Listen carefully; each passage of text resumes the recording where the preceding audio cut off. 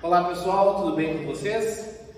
Meu nome é David Magan, sou professor aqui na Unijuí, nessa instituição, trabalho nas áreas de Engenharia Agrícola e Entomologia e vou conversar com vocês um pouquinho a respeito das pragas da cultura da soja. A cultura da soja é uma cultura bastante desenvolvida no nosso estado, né? E no quesito, no que diz respeito a pragas, nós temos o conhecimento de todas essas pragas que atuam durante todo o seu ciclo fenológico, desde a semeadura até a colheita. Nesse sentido, nós temos pragas que são divididas como pragas de solos, pragas mastigadoras, pragas sugadoras e pragas da parte aérea.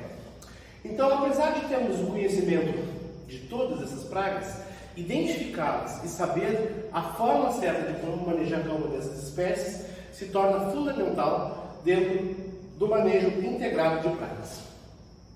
E para que a gente tenha êxito nesse manejo integrado de pragas, que a gente consiga fazer a aplicação das estratégias mais adequadas e que menos afetem o nosso ambiente, nós temos que fazer basicamente a estratégia de uma amostragem bem feita. Então, a amostragem é feita com pano de batida, né, o que a gente chama de monitoramento, que deve acontecer desde o princípio da introdução da lavoura até o fim do ciclo dessa cultura.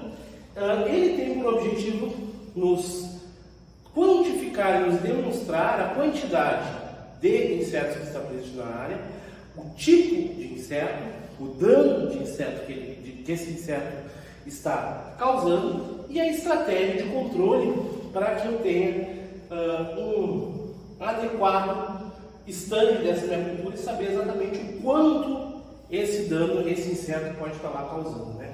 E principalmente como fazer esse controle, seja ele um controle químico, um controle biológico, uma estratégia de disruptura sexual, uma estratégia de invasão, né? Com um parasitóide, por exemplo, né? Então, as estratégias que nós temos de controle são inúmeras, mas basicamente o produtor ele tem que reconhecer e identificar como esses insetos se organizam, como esses insetos se distribuem, qual o dano desses insetos. E para isso, né, a gente sabe que algumas pragas são de mais difícil controle do que de outras, né? Se nós pensarmos então ali, por exemplo, em lagartas, nós vamos ter um controle hoje muito mais difícil de ser realizado ao longo de um período bem maior, né, do ciclo de desenvolvimento, causado pela Crisodex incudens. Já em comparação, por exemplo, com a Anticardia gematalis, se nós temos ali dentro dessas pragas primárias, né, que nós teríamos Anticardia gematalis, Crisodex e os percevejos, né, a gente vai ter períodos mais específicos onde esses percevejos serão muito mais danosos. Então, fazer esse controle, né, se torna fundamental para poder entender de todos esses quase 50 insetos que atuam na cultura, uma forma mais eficiente de se manejar essas pragas.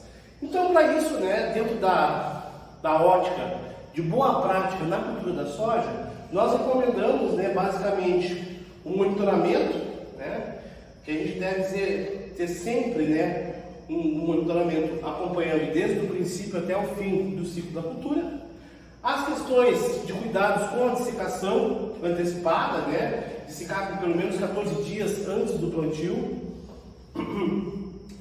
A utilização de variedades, né? De variedades de soja adaptadas à região com tecnologia BT. E para isso a gente tem que falar de uma questão muito importante que na nossa região muitas vezes vem sendo deixada de lado, que é a questão relativa às zonas de refúgio, certo? Então, estabelecer um plano de zona de refúgio para pelo menos 20% das áreas, né, que apresentam cultivo com cultura, né, com variedades não BT. Então, outra informação interessante, né, está relacionada às plantas daninhas, ao controle eficiente de plantas daninhas, plantas tigueras, plantas voluntárias no campo também. Isso se torna muito importante, né, durante todo o momento para quebrar ciclo de doença, para quebrar ciclo de insetos também.